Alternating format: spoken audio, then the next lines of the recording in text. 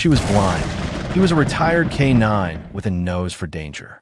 Together, they stepped into an airport like any other, until a quiet bark uncovered a suitcase, a fake badge, and an international smuggling ring hiding in plain sight. What began as a routine trip turned into a fight for justice, trust, and survival. This is a true-to-life story about instinct, betrayal, and the bond between a girl and her dog. If stories like this move you, don't forget to like and subscribe. You won't want to miss what really happened behind those terminal gates. The morning air at JFK was crisp and carried the vague scent of coffee and jet fuel, weaving into the rhythm of rolling suitcases and fast-moving footsteps. Ella Martin stood at the curbside drop-off, her hand resting lightly on the back of a large German shepherd wearing a black vest marked service dog. Do not pet. Her other hand tightened around the leather handle of her suitcase. You good, Bishop? She whispered. The dog looked up at her, ears alert but tail wagging low, his demeanor calm but focused. She didn't need eyes to know that he was scanning everything, like he always did. Ella had been blind for nearly 6 years, ever since the accident. But today wasn't about what she'd lost. It was about what she was building. A new job, a new state, and new start. Denver awaited, and with it a role in nonprofit for accessibility tech, a field she was both passionate about and deeply reliant on. She had packed her life into 2 bags and booked a one-way flight. Just her and Bishop. But something was off. Bishop was trained to walk slightly ahead of her, guiding her with practiced precision. He knew the routes, the signs, the pace of a place like JFK. And yet, as they entered Terminal 4, Bishop paused, not the standard command pause at a corner or a door. This was a hesitation that came from instinct. He sniffed the air, head swiveling slightly. Ella tugged gently at the harness. "What's up, boy?" she murmured. But Bishop didn't budge. A second later, he moved again, quicker this time, his gait sharper than usual, his steps no longer relaxed. Ella knew the difference. Bishop wasn't just guiding, he was alerting. Still, she dismissed it. Airports were overstimulating even for people with sight, and Bishop, though formerly K-9 trained, had been out of narcotics work for nearly 2 years. They made it past the check-in counters with ease. The agent was kind, even offered to escort her personally to security, but Ella smiled and declined. She was used to handling things her way, and with Bishop, she felt 10 feet tall. As they headed toward TSA, Bishop's behavior grew stranger. He stopped abruptly near a bench and sniffed intensely at the bag beside it. "Leave it," Ella said calmly. Bishop hesitated, then obeyed. But a few feet further, he did it again, this time at a trash bin, then again at a vending machine alcove, where a man leaned against the wall talking on a Bluetooth earpiece. "Bishop," Ella said, a little sharper this time. The dog circled slightly, tail stiff, then returned to her side. Something inside her tensed, a knot forming in her chest. It wasn't like him to act unsettled. Not unless. She tried to brush it off. Maybe he was tired. Maybe the long cab ride, the different scents, the energy of the airport were just too much. She crouched briefly, running a hand down his neck to his shoulders. "We're okay," she whispered. "We've got this." Bishop responded with a gentle nuzzle to her chin, reassuring as always. And yet, as they made their way through the crowd, Ella felt him glance. Yes, she could sense it, the micro turns of his body, backward. Again and again. The terminal echoed with rolling suitcase wheels, flight announcements, and 100 rush conversations. But Bishop's world was filtered through scent and movement. Ella had learned long ago to trust his instincts more than her own doubts. And right now, his instinct for telling her something wasn't right. When they reached the TSA checkpoint, the agent greeted them with the usual routine. "Service animal?" he asked. "Yes," Ella answered. "His name is Bishop." The agent nodded and waved her through a separate lane. "You travel a lot?" he asked as he guided her through the scanner. "Not much. This is a new beginning," she said with a small laugh. "Job in Colorado." "Nice," he said. "Good luck out there."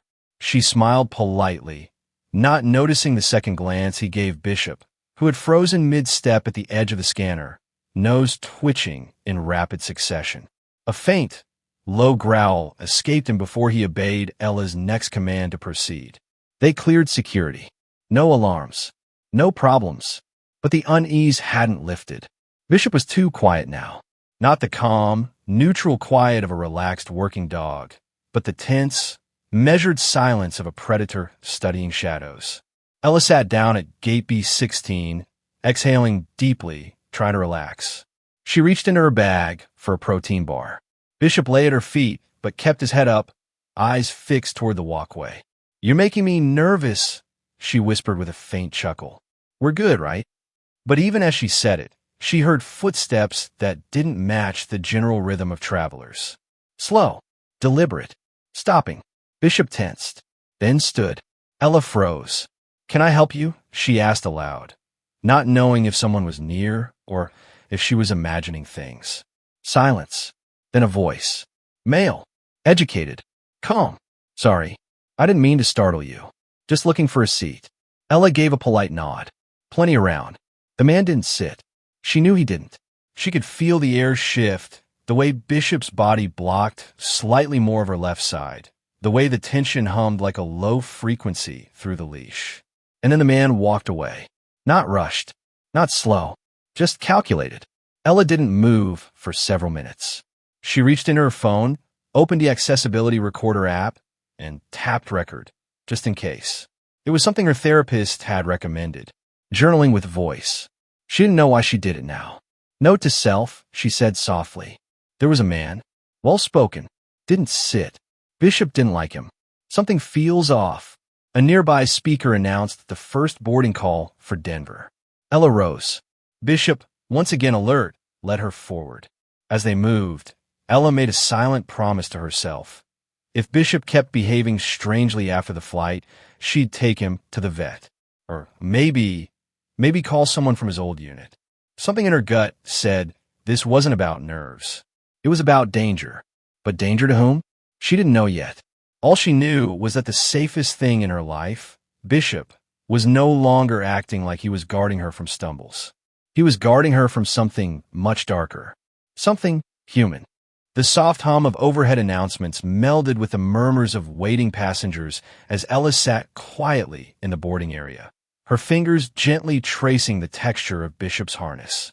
She kept one ear tuned to the loudspeaker for any gate updates, but her focus kept circling back to her companion's restlessness. Bishop, typically a statue once settled, was anything but. His ears twitched, his eyes darted, and his posture remained rigid as though every muscle in his body was resisting something invisible.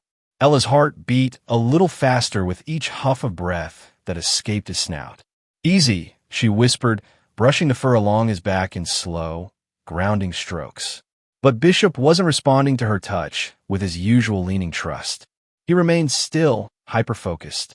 Ella turned her head slightly, trying to absorb more from her surroundings. A faint trace of cologne lingered nearby, earthy, expensive, understated.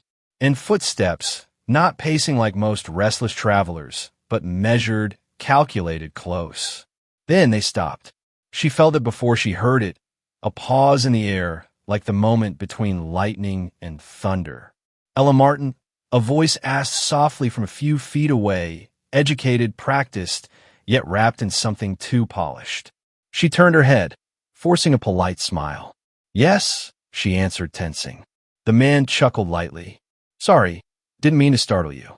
I overheard at the counter you were heading to Denver. Coincidentally, I'm on the same flight. Name's Carter. Nice to meet you," she replied, unsure of where to take the conversation. Bishop had already taken a step between her and the voice. She felt the leash pull with a firm, steady weight. "Beautiful dog," the man said, not moving closer, but lingering. "He seems very attentive. He's trained to be," Ellis said, ending the sentence like a closed door. Carter offered no goodbye, no awkward small talk about travel delays or weather. Just silence. Then the unmistakable sound of footsteps retreating, not fast, but deliberate. Bishop relaxed slightly, but didn't lie down.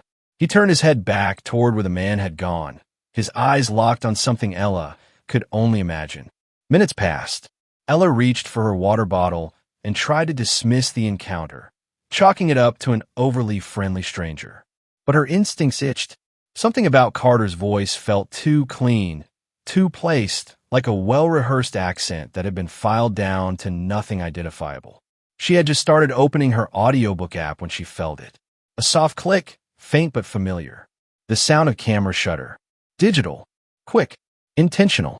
She froze, her breath caught halfway to her lungs. Slowly, she turned her head toward the direction of the sound. "Excuse me," she called out. No one answered. Bishop let out a low growl, not aggressive, but alert, his muscles coiled like a bowstring. Someone was photographing her, and they didn't want her to know. She reached into her coat pocket and turned on the audio recorder again. "Note," she said under her breath, voice steady but cold. "I just heard a camera. Short distance. No consent." Bishop is alert. Not normal behavior. She kept her phone on, not for proof, but because talking out loud anchored her. If someone was documenting her, then she would document right back. She sat a little straighter, ran a hand across her knee, and listened. Behind her, laughter from a teenage girl. A baby cried 2 rows down. A man loudly ordered a cappuccino from a passing airport attendant. Everything sounded normal. That's what terrified her most. Bishop stood abruptly. His nose turned toward the side of the terminal, the auxiliary exit near the vending machines. Ella reached for his harness. "Bishop, down," she commanded. He didn't listen. Instead, he let out a soft, chilling growl that rumbled from his chest, his front paw lifting slightly like he was about to move. "What is it?" she asked, almost to herself. She turned her head in the direction of the door. No footsteps, no voices, just a mechanical buzz from the nearby neon sign and the whir of an escalator in the distance. But Bishop was fixated. She felt his breathing accelerate, his energy shifting from alert to defensive. Ella gritted her teeth. "Stay," she whispered, standing slowly. The leash tugged slightly, and she placed her hand on his back to anchor him. Her cane was still folded and strapped to her backpack, but she didn't need it. Her balance with Bishop was nearly flawless. She followed the tension in the leash, let him lead her 2 steps to the left. She stopped. A scent hit her then, not unpleasant, not strong, but it was the same cologne from before. Faint, fading, moving away. Her lips parted slightly. "He came back," she muttered. But why? Why talk to her, then circle back and photograph her? Was it just odd behavior, or was something more? Suddenly, a security alert chimed through the intercom. Not about her gate, not even her terminal, but the voice, flat, rehearsed, announcing, "Please report unattended baggage near gate A5. Ella listened more carefully now. She didn't care about gate A5, but she wanted to know if the voice sounded different. Was there nervousness? Urgency? But no, just a voice behind a microphone doing its job. She sat back down, hand still on Bishop's head. His breathing hadn't slowed. "You're picking up something, aren't you?" she whispered. She imagined his eyes still on the emergency exit door, just like earlier when they walked past that trash bin or the man by the vending machine. His signals weren't random. They were patterns. Measured. Repeating. Ella shifted in her seat, the hairs on her arms rising. Someone was watching her, or following her, or setting something up that she couldn't see. But Bishop could, and he had never been wrong before. She reached into her coat and tightened the Velcro strap on her ID badge. If anyone questioned her presence or her dog, she'd be ready. She just wasn't sure what she was preparing for. Her flight wasn't due to board for another 20 minutes, but her pulse was already racing like she was late. She kept her hand on Bishop's shoulder, grounding herself. "Whatever this is," she whispered, more to him than to herself, "don't let go of me." And Bishop didn't. His gaze never left the corner where that faint scent of cologne still lingered. The minutes ticked by like thick drops of syrup. Ella kept her hand steady on Bishop's neck, his body still tense, but no longer trembling. She had tried to center herself, breathing deep and rhythmic like her therapist taught her, but her thoughts kept circling around that man, Carter, if that was his real name, and the camera shutter. Maybe she was overthinking it. Maybe airports just brought out the worst in people. But Bishop didn't overreact. He was a former K-9, trained to read threat, to act only when action was necessary. That meant something was truly wrong. The boarding call crackled overhead. Pre-boarding for passengers requiring assistance. That was her cue. Ella rose, brushing invisible dust from her jeans, tightening her grip on Bishop's harness. "Let's go," she murmured, trying to push past the tension in her chest. They approached the Jet Bridge security station, the final checkpoint before entering the aircraft. A TSA agent with a pleasant but rehearsed tone asked for her boarding pass. Ella handed it over, forcing a small smile. "Everything good?" the agent asked. "Just us," she replied. "He's my guide dog." The agent nodded, returning the pass. "Have a good flight." She stepped forward, but Bishop didn't move. He stood planted, angled across her body, physically blocking her from advancing. "Bishop," she whispered under her breath. "Forward." He didn't obey, not even a twitch. His body had gone stiff, eyes locked downward, head tilted toward her backpack. "Come on," she said again, firmer this time. She reached for his leash, attempting to encourage him, but he took a single step sideways instead, angling his shoulder into her thigh like a barricade. The TSA agent noticed. "Is everything all right?" he asked, eyeing Bishop with curiosity. "Ella hesitative." "He's never done this before," she admitted. "He's acting like he smells something, but I haven't opened my bag since I left the house." The agent motioned to a second officer nearby. "Let's just run a quick check on your backpack, ma'am, just in case. Happens sometimes. Could be food residue." Ella nodded, confused but compliant. "Sure, go ahead." She unclipped the backpack from her shoulder and handed it over. The second officer took it to the table nearby, unzipped the main compartment, and began a careful search. Ella stood waiting, blind but alert, every other sense extended outward like antennae. She could hear the ruffling of nylon, the sound of gloves stretching over fingers, the clink of a zipper being pulled wide. Bishop didn't bark, but he growled low, his chest vibrating under her hand. Then the officer stopped. The pause was longer than a normal inspection pause. The sound of gloves crinkling halted mid-motion. "What is that?" the first agent asked. "Hold on," the second one said quietly. Ella heard the unmistakable sound of a small bag being lifted, and then a rustle, like plastic sealed tightly around something dense. "Ma'am," the second agent said, voice suddenly more formal. "Do you know what this is?" Ella turned toward him, heart thumping. "No, I told you I packed this myself. No one's touched it." "What is it?" There was another pause. Then he spoke. "There's a package inside, about the size of a deck of cards. It's wrapped in a latex casing, and it contains a white powdery substance. We'll need to test it immediately." Ella's mouth went dry. "That's not mine," she said slowly. "I don't even know what you're talking about. There shouldn't be anything in there but clothes, a charger, and a protein bar." "We understand," the agent said, voice calm but professional. "But we have to follow protocol." Ella stepped back slightly, confusion morphing into dread. "I never left my bag," she whispered. "It was on me. It was clipped to me. How could—" "We'll need you to come with us to a private screening room," the agent interrupted, his tone not unkind but final. Ella could feel her breath shortening. Bishop stood close, body still stiff. "Can I take my dog?" she asked quickly. The agent hesitated. "That's fine for now." They guided her through a side hallway, quiet and sterile, away from the boarding gates, through a narrow door into a cold, fluorescent-lit room with a single metal table and 2 chairs. Bishop followed closely, his eyes scanning, his nose twitching constantly. Ella sat when asked. The bag was placed on the table. The white packet, now sealed in a transparent evidence sleeve, sat in front of her like an accusation. "This was found in a hidden inner seam of your bag," the agent explained. "Most people don't even know those seams exist. It's often how couriers are used without their knowledge." Ella shook her head. "I don't understand. I packed it myself. I didn't leave it unattended." Her voice cracked. "Are you saying someone put it there without me knowing?" "It happens," the second agent said, "especially with solo travelers. You're a soft target, but we still have to report this." "What is it?" she asked again. "We're not sure yet. Initial field tests suggest cocaine or fentanyl, but the lab will confirm." Her jaw tensed. "I didn't put that there. I've never even touched anything like that." The room went silent. Bishop sat close to her leg, head pressed against her thigh like he knew she was unraveling. Ella tried to rewind her steps in her mind.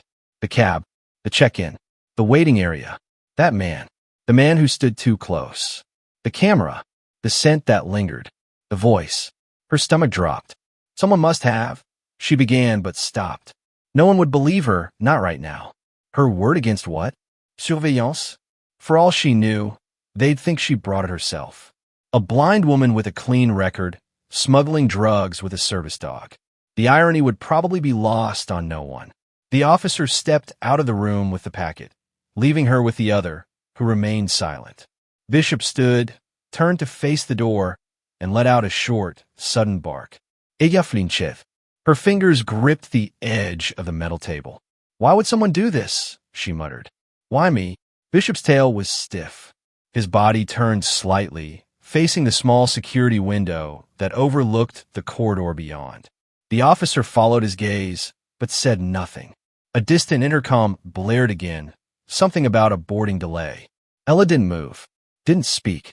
Her mind was racing too fast to hold one clear thought. Whoever had done this had planned every step, every inch. She hadn't been careless. She hadn't lost control.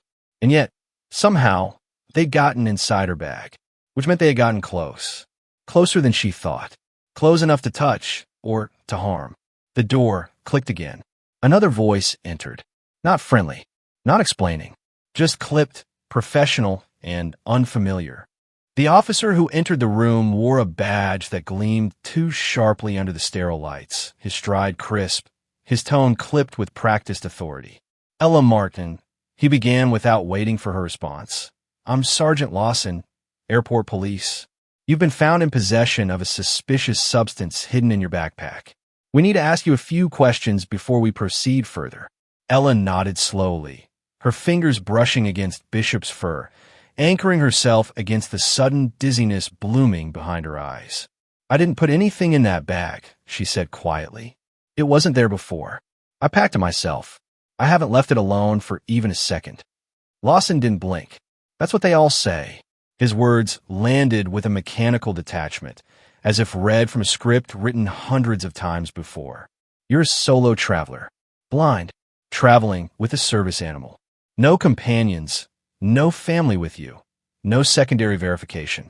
You fit the profile. Profile for what? She asked, voice cracking. For someone being used without consent? Or for someone who learned how to exploit the perfect cover? Lawson shot back. It's not uncommon, believe it or not.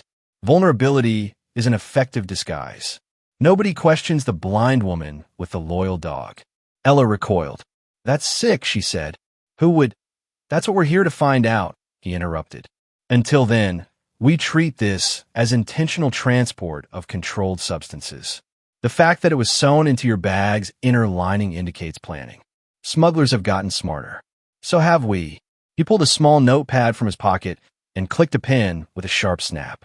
Let's start with your itinerary, he said. When did you arrive at JFK? About 90 minutes ago, Ella replied.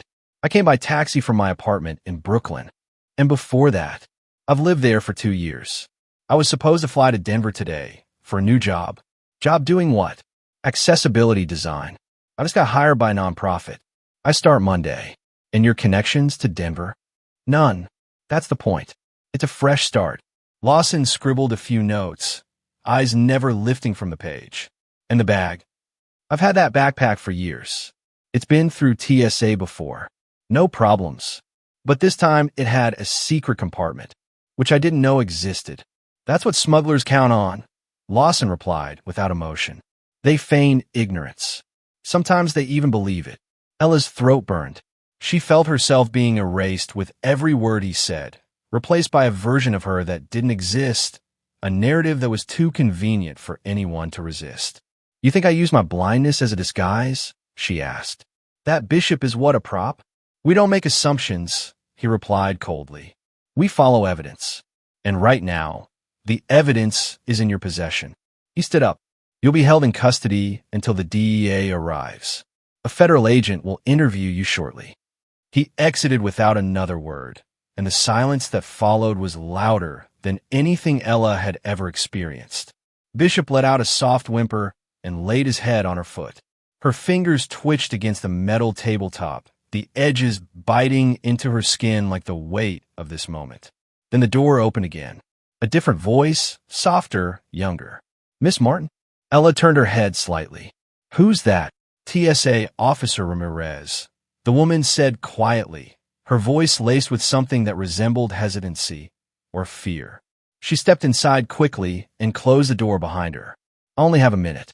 I shouldn't even be in here." Ella remained still. "Then why are you?" Ramirez took a breath. "Because this isn't the first time something like this has happened. And I don't think it's a coincidence." "What do you mean?" Ella asked, barely above a whisper.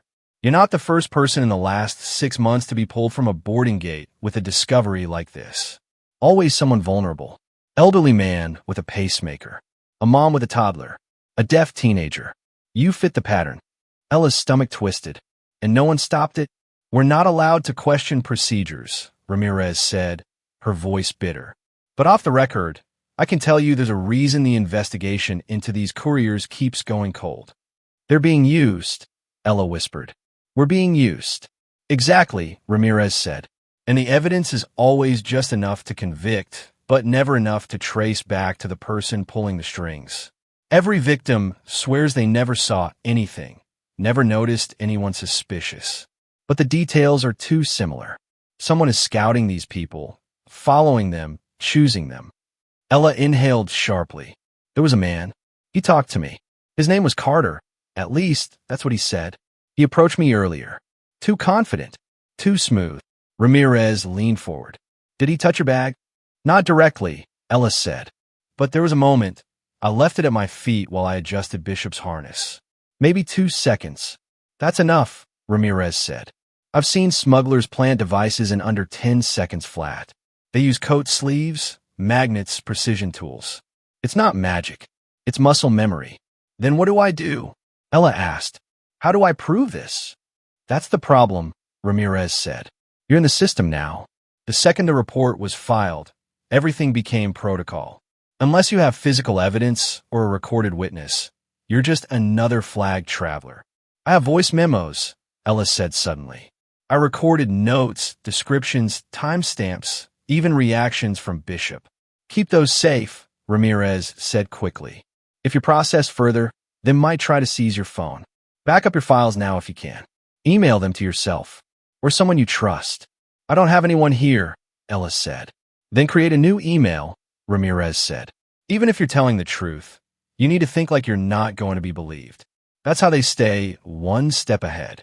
Footsteps approached from the hallway. Ramirez's eyes widened. "I have to go." She reached in her vest pocket and slipped something under Ella's hand, a small folded note. "Don't read it until you're alone," she whispered.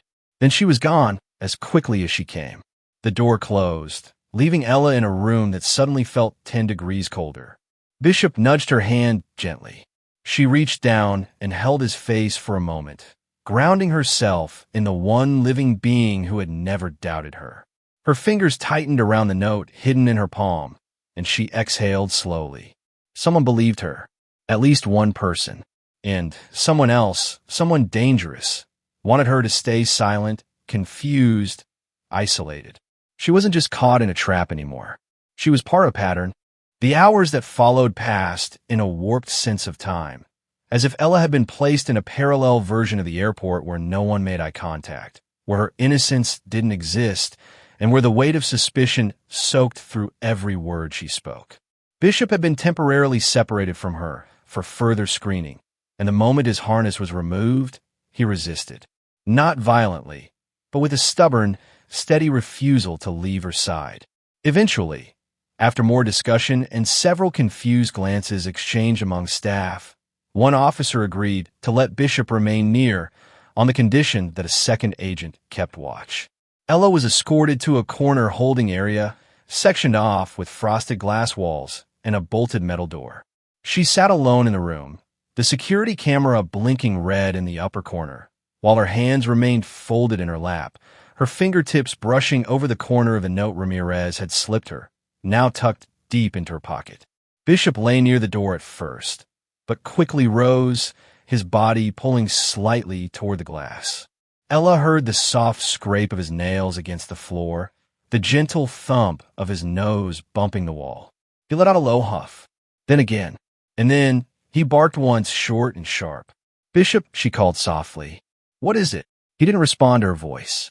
His attention was elsewhere entirely. He let out another bark, then growled, and finally began scratching lightly at the frosted glass with deliberate focus. An officer entered the room immediately, startled. "Is the dog trained to bark like that?" he asked, eyes narrowing. "He's a former K9, Ella answered. "He doesn't bark without purpose. Something's wrong." The officer seemed skeptical, but he stepped closer to the door, where Bishop now stood frozen, nose lifted, body rigid. "You smell something?" he murmured, mostly to himself. Then he leaned into his earpiece. "Hey, I need eyes on a point of interest near the main check-in, North Quadrant, baggage drop lane 3. We've got a K9 showing behavioral alert from the detainment side." Ella heard the static pop from his radio and the distant reply. The officer glanced toward her. "Your dog may have just earned you a little credibility." She didn't know whether to laugh or cry. Meanwhile, Bishop's agitation grew. He barked again, then pivoted toward the corner of the room, pressing his nose to the glass and whining softly. The officer stepped out, speaking quickly into his radio. Another minute passed. Then two. Ella sat stiff, fingers white-knuckled in her lap, the silence heavier than before. And then the door flung open again. "Ma'am," the same officer said, his voice changed, sharper now. "We need to keep you here, but your dog just alerted us to an abandoned suitcase." Ella's breath caught. "Where?" "Check-in hall C, lane 3, he answered. Unattended bag wedged under the corner bench behind a trash bin. "No tags. No owner. We're initiating lockdown protocol in that quadrant." As the words left his mouth, the building seemed to shift. Alarms didn't blare, but voices outside rose in volume. Ella could sense the ripple of urgency traveling through the walls like heat. The officer turned back to his radio. "Team Bravo, suitcase isolated. Bomb squad en route. Keep evac path clear." She whispered under her breath. "Oh my God. We don't know what's in it yet," he added quickly. "Could be nothing." But her dog didn't seem to think so. "He's never been wrong," she murmured. 10 minutes passed, then 15. Bishop remained locked on the same direction, ears pinned, tail stiff, breathing heavy. Ella couldn't see what was happening, but she heard it, the sudden shift in energy, the new voices outside the glass, the sound of wheels and boots, and hurried instructions muffled by distance. The officer re-entered, phone in hand. Initial scan confirmed the presence of a rudimentary explosive.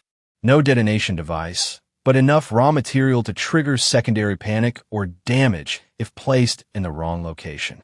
"Explosive?" she repeated, her voice like paper. "Who? Why would... That's what we're trying to figure out," he said, then added, "The camera footage from 20 minutes ago shows someone placing the bag under the bench. A man in a dark suit with a narrow frame. Walked with a limp. Never looked at the camera." Ella's mouth opened, but the words didn't come out. Instead, her voice cracked with memory. "Did he have an accent? Tall? Kind of charming, but off."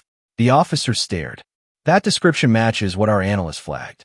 "That's him," Ella said. "He called himself Carter. He talked to me at the gate. He placed the bag," the officer confirmed, "then walked directly toward your gate. 5 minutes later, we pulled you aside. He vanished into the crowd." Her voice dropped. "He wanted me out of the way. He needed a distraction." The officer nodded slowly. "You weren't the smuggler. You were the misdirection." Ella sat back, her entire body drained. "You said there was no detonation trigger," she said. "So why leave the bomb?" "Panic," he replied. "Evacuation. Diversion. Or maybe it was a test run. A proof of method. Sometimes these people just want to see how far they can get something past us." "And you almost handed him the perfect scapegoat," she said, not angry, just exhausted. "A blind woman with a working dog." "It's not personal," he said, though the words sounded hollow. "It never is." Ella reached for Bishop and placed her hand along his neck, feeling the steady pulse of his presence under her palm. "He saw it coming," she whispered, "before any of you did. That's why I'm here now," the officer said. "Because whatever this man is planning, it didn't end with one bag. He tapped the file in his hand and gave a quick glance at the door. There's something else, he added. Something we caught when we ran the facial scan on the man who placed the suitcase. His real name isn't Carter. He's on an international watch list, linked to 3 unsolved transit system incidents in Europe, all involving decoy, smuggling, and planted contraband. Same playbook, different targets. Ella didn't respond. She already knew. She had felt it in her gut back at the bench when Bishop refused to lie down. And now someone dangerous was watching her, orchestrating things from behind the safety of distance, counting on the fact that once again, the system would follow protocol and forget the people trapped inside it. But not this time. Not if Bishop had anything to say about it.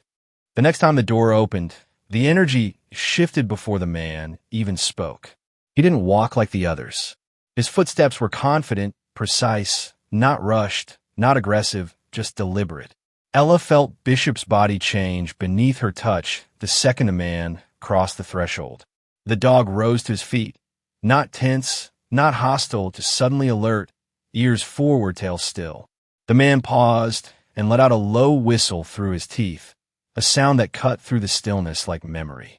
"Well, I'll be damned," the man muttered, voice rough with time and cigarette edges. "Bishop, is that really you?" Ella sat straighter. "You know him?" "I do," he replied, stepping closer. "Name's Agent Monroe. DEA. Retired 2 years ago. Now pulled back in on high-level aviation threats. This dog, your dog, was my partner's until he got reassigned to customs detection. Bishop here took down 3 cross-border rings in 4 months. Knows like a miracle. Temperament of a monk. But when he gets like this, he motioned to Bishop's body, still statuesque and focused. It means he smells more than just trouble. It means he smells intent." Ella didn't know what to say. Her fingers trembled slightly as they hovered just above Bishop's collar.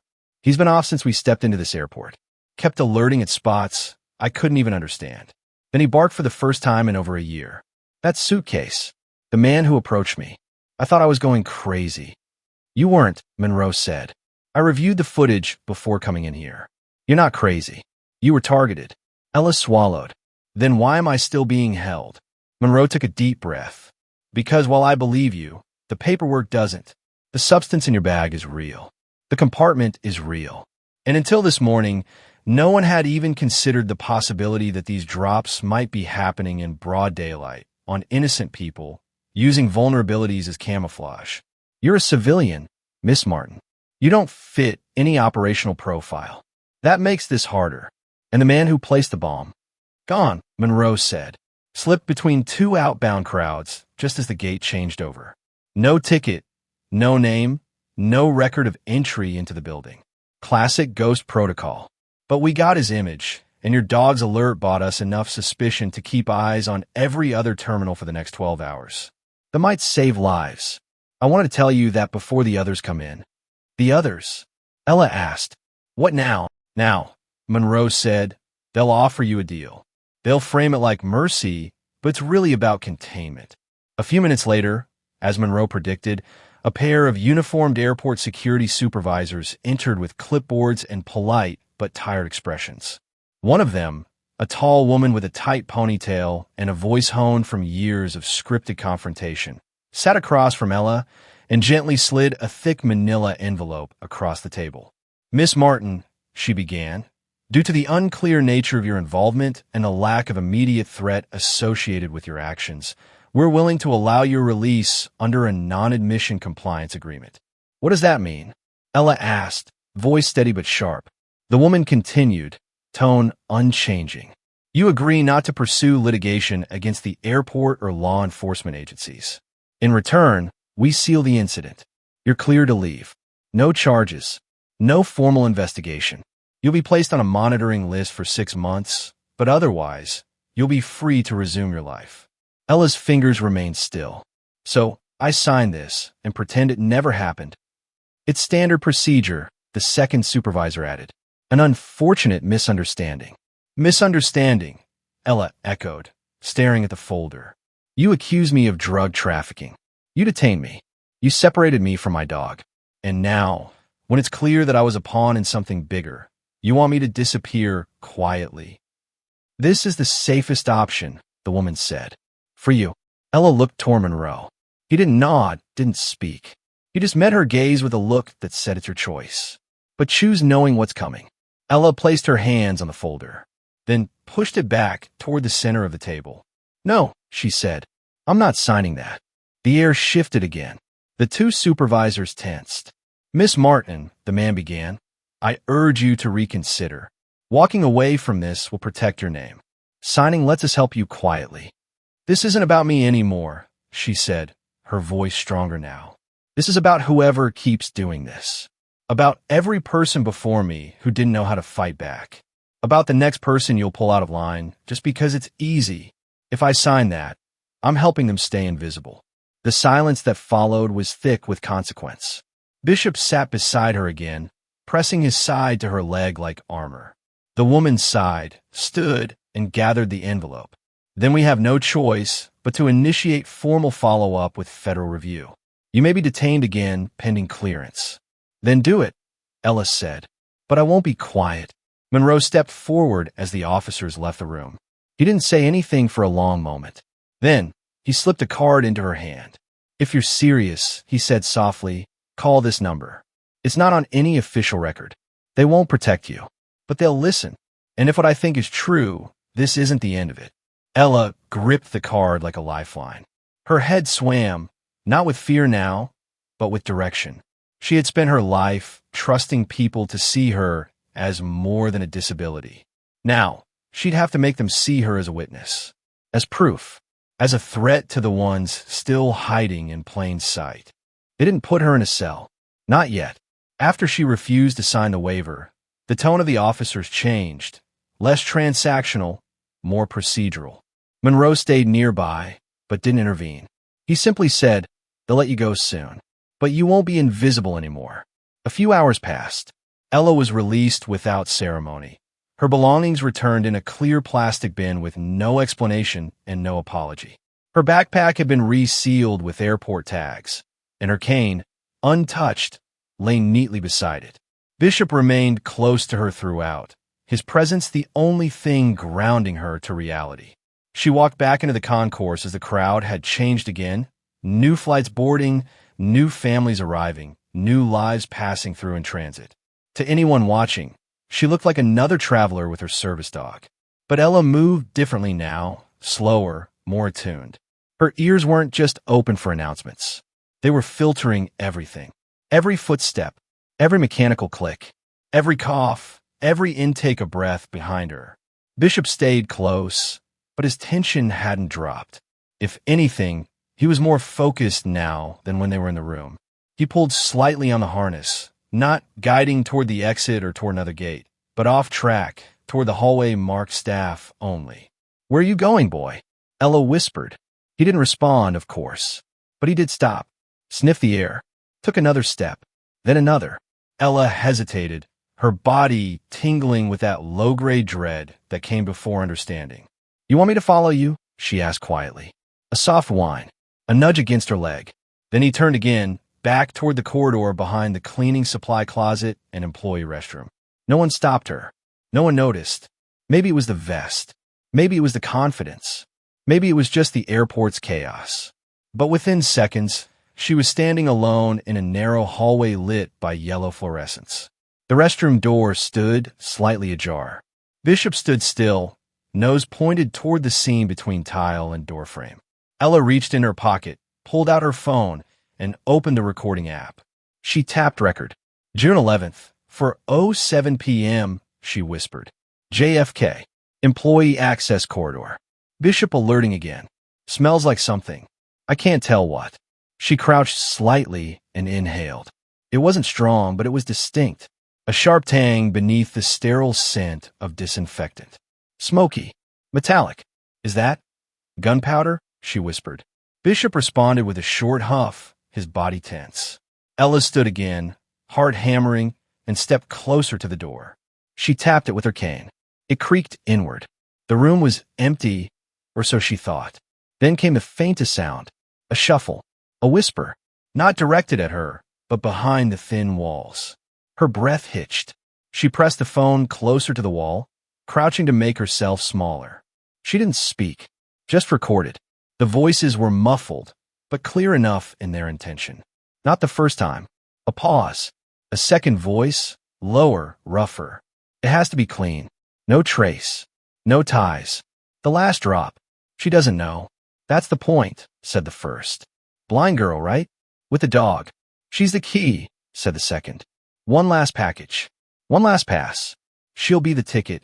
Ella felt a wave of cold crash through her chest. She's our way out. If this works, we're ghosts. The voices faded after that, footsteps retreating through some unseen back hallway. Ella stayed frozen. Her hands shook slightly as she stopped the recording. She knew she couldn't upload it from inside the employee corridor. She needed a network, a signal, a way to pass it off before anything else could be buried. Bishop nudged her again. They left quickly, quietly. The hallway behind them sealed itself back into the background of the airport. Within 5 minutes, she was back among the crowd, but the audio file burned in her palm like a live fuse. She stood near gate D12, pretending to check a boarding pass she didn't have. Then she heard the sound of a zipper, the rustling of a snack bag, the laughter of someone alone. A young man leaned against the charging station, backpack open, earbuds in, watching something on his phone. Ella stepped close. "Excuse me," she said, voice low. "Can I ask for a very small favor?" The man paused, pulled one earbud out. Sure. I need to send a file. It's important. I can't use my phone right now for security reasons. I just need you to open an email address and attach a file. I'll give you the address to send it to." The man blinked. "Is this like some scam or—" "It's not," she said. "It's evidence. It might stop something terrible." His face changed slightly. She could feel the hesitation, but also the curiosity. "All right," he said finally. "I'm listening." Ella dictated the address. An anonymous inbox Monroe had told her to memorize, and guided him through attaching the file. She didn't give him her name. She didn't explain the details. But the moment he hit send and said, "Done," she let out a breath she hadn't realized she was holding. "Thank you," she said, voice thick. "Seriously, thank you. I hope you're okay," he said, still confused but sincere. She walked away before he could ask more. Back near the security gate, Bishop slowed again. Ella kept one hand on his harness, the other gripping the phone that now held only a single save file. She didn't know who those men were or where they went, but the word ticket echoed in her chest like a warning bell. She wasn't just being used as cover. She was being marked as leverage, as a key to something final. One last pass, one last drop, one last ghost. And this time, they were betting everything on her blindness, making her blind to the truth. Ella didn't sleep that night. She didn't go home either. Instead, she stayed in a secured office inside the airport's Federal Operations Wing, seated beside Bishop on a worn leather bench while a rotating cast of agents came and went. They didn't speak to her much at first. They reviewed the audio file she'd recorded in the employee restroom, dissected it word by word, ran the voices through filters and databases while Bishop lay curled at her feet, still alert but less tense now, as if he too understood that the danger had shifted into a different form, one that couldn't be outrun but might be unmasked. It wasn't until 3:12 a.m. that Monroe returned, carrying a folder thick with sealed evidence and scribbled notes. He didn't say anything right away. He simply sat, opened the file, and began reading aloud pieces of declassified transcripts. 2 years ago, he said, a similar case broke in Brussels. A blind woman intercepted at the terminal. She had no idea that a false medical pouch sewn into her cane held high-purity fentanyl. 6 months later, Frankfurt. A paraplegic man's wheelchair frame was packed with cash linked to black market weapons trading. Last year, Sydney. A child with a service animal. Dog was clean, but the backpack the child carried had modified seams filled with counterfeit passports. He looked up. There's a pattern. Always vulnerable targets. Always clean profiles.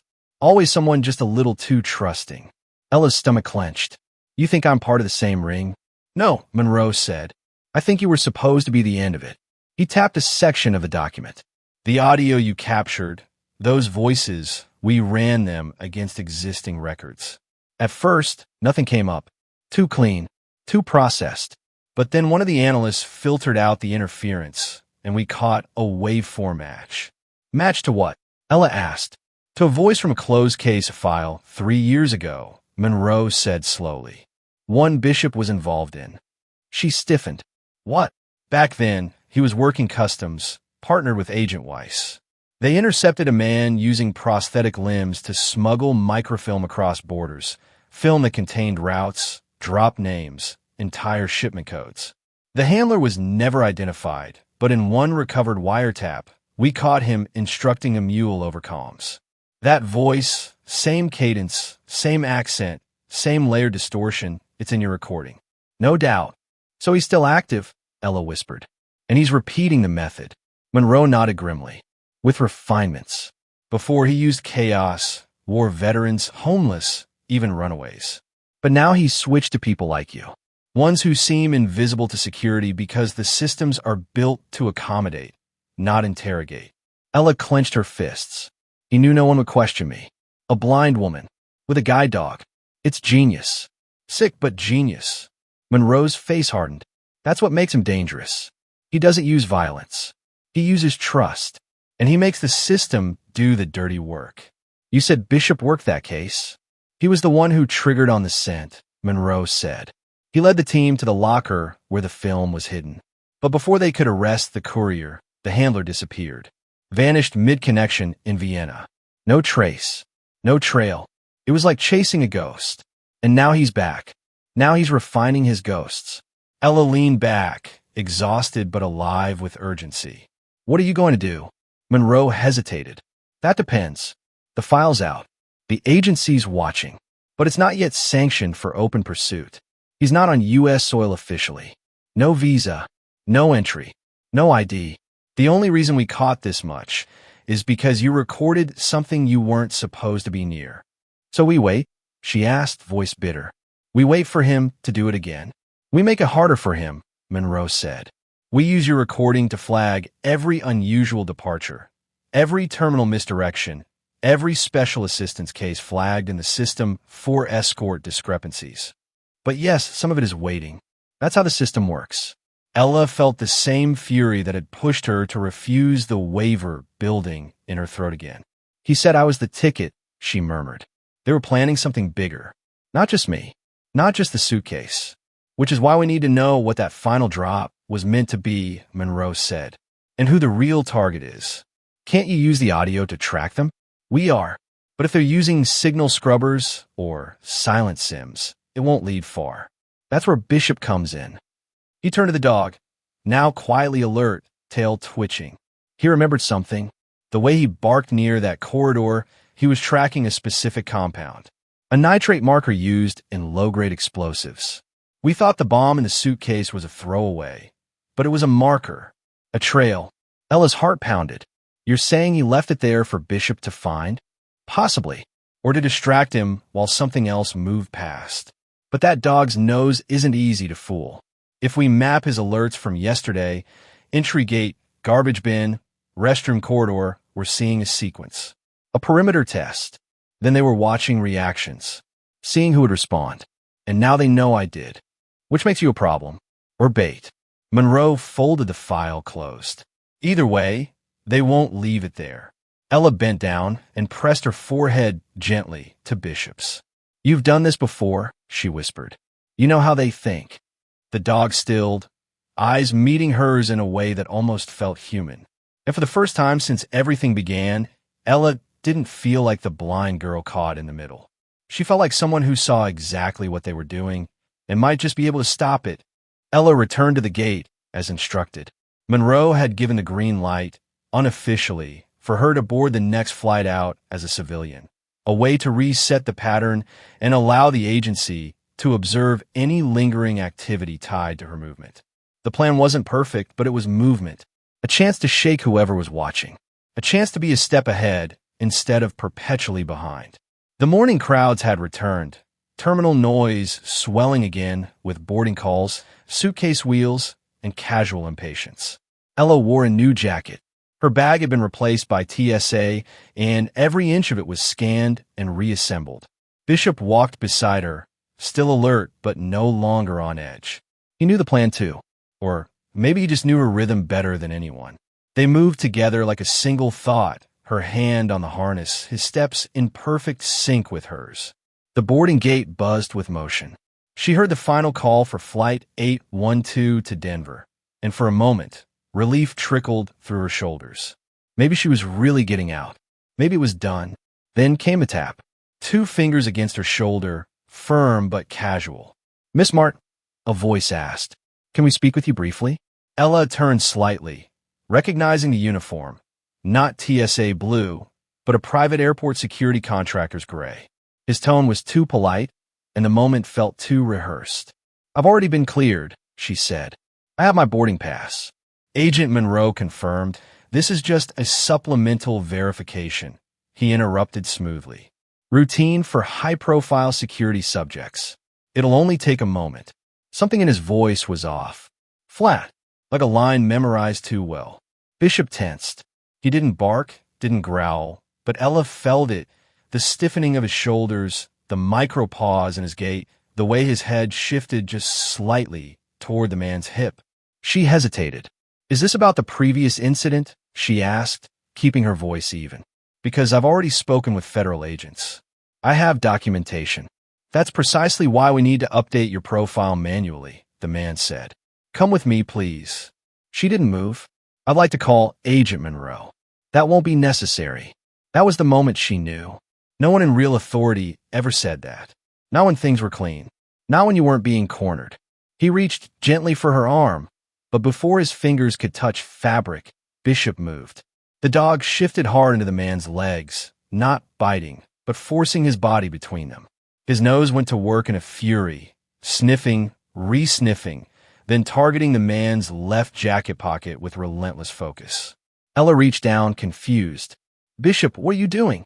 The man flinched and stepped back, but Bishop growled, lunged forward again, and clamped his teeth lightly, not painfully, on the hem of the man's coat, pulling down and toward Ella like he was demanding she see. A small crowd formed instantly, passengers murmuring, security nearby stepping in, but pausing. Bishop's movements weren't violent. They were precise, trained, controlled. Ella's hand went straight to the pocket Bishop was dragging at. "Don't touch that," the man snapped, suddenly dropping the polite tone. "Ma'am, step back." But she didn't. She reached in and pulled out a plastic ID card. It felt wrong the moment she touched it.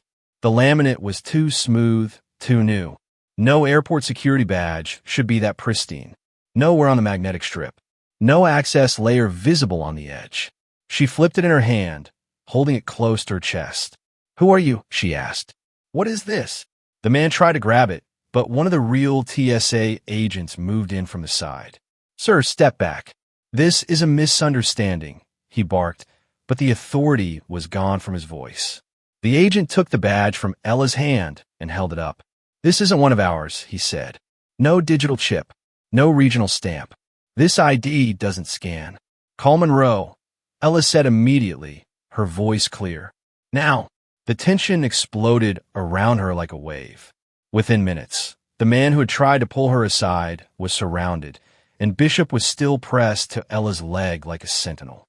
Monroe arrived 5 minutes later, out of breath, tie loose, badge in hand. He didn't waste time. He looked at the man once, then at the badge. "That's not airport security," he said. "That's one of theirs. From Vienna. Counterfeit, but close. We found similar copies in the old drop houses." The man stayed silent, face frozen. "What did he want with me?" Ella asked. "He wanted to stall you," Monroe said, "or pull you away from the cameras. Your flight wasn't the real target. Your delay was. We just don't know what he was waiting for yet." Ella's heart pounded. "And Bishop?" Monroe looked down at the dog. He remembered the scent. Same compound as the locker in Munich 3 years ago. "Same man. You weren't just a target. You were bait again." The crowd had mostly cleared. The man was cuffed. The ID was bagged. But Ella stood still, trembling slightly, trying to process the fact that once again, her safety had been used as a hinge on someone else's plan. This wasn't over. Not even close. In the days that followed, everything moved quickly, as if the truth had only been waiting for a single crack in the silence to to come flooding through. The incident at the gate with the counterfeit ID opened a formal inquiry not just into the man who tried to intercept Ella, but into the broader patterns he was connected to. And once Monroe submitted Bishop's alert logs, combined with Ella's audio recording and the fake badge recovered on site, the Department of Homeland Security initiated an emergency review of surveillance footage from all major airport hubs over the past 72 hours. The results were staggering. Footage revealed that at 3 separate terminals across the country, Los Angeles, Miami, and Chicago, similar operatives have been seen performing nearly identical moves: subtle positioning near vulnerable travelers, brief contact with bags or mobility devices, and then vanishing into crowded terminals just minutes before those travelers were pulled aside for randomized checks. But this time they didn't vanish, because this time authorities were watching. Coordinated arrests were made within 24 hours. In each location, suspects were found carrying modified security IDs, burner phones with encrypted instructions, and in one case, a duffel bag lined with a plastic film soaked in narcotics compound nearly identical to what was found in Ella's backpack. The FBI confirmed it was the same network. The ghost handler, the one Bishop had helped track years ago. He hadn't disappeared. He had evolved, until Bishop forced him into the light again. Ella was called back to the terminal not in handcuffs, but with full escort, her name now off every watch list, her file cleared, and a formal apology delivered in person by a Homeland representative. Monroe stood beside her during the statement, not saying much, but watching everyone's tone like a man who'd learned to measure truth by its weight rather than its words. Bishop sat calmly, his head high, his posture still proud, still quiet, but something in his eyes was softer now, like even he knew it was finally over. The Justice Department issued a press release. An international trafficking ring dismantled with the assistance of an off-duty K-9 and his visually impaired handler. Ella's name wasn't used publicly at her request, but those who needed to know knew. She was invited to speak, to testify, to tell her story. She declined most offers, but one she accepted. 2 weeks later, in a quiet ceremony inside a federal facility in Virginia, Bishop was formally recognized for his service again. Monroe delivered the citation himself, voice hoarse with emotion as he read from the document. For exemplary detection, unwavering alertness, and service beyond protocol in an active civilian capacity, we hereby award Bishop, former K-9 Unit 674, the Service Valor Medal with distinction. Applause rose in the room, light but genuine, and Bishop didn't bark, didn't move. He simply turned to Ella and nuzzled her hand once. She smiled and leaned down to whisper, "I always knew you had another miracle left in you." After the ceremony, as cameras clicked and officials returned to their busy lives, Ella sat quietly with Bishop outside under a maple tree whose branches danced slightly in the early spring breeze. The air smelled clean, free. She reached into her bag and pulled out a notebook, not the digital kind she used for quick notes, but a real one, paper thick with texture, cover wrapped in soft leather. She opened it to the first page. At the top, she wrote the title she'd been carrying in her heart since the night she sat alone in that TSA room, when no one believed her but a dog who had never needed to see to know. "I see by faith."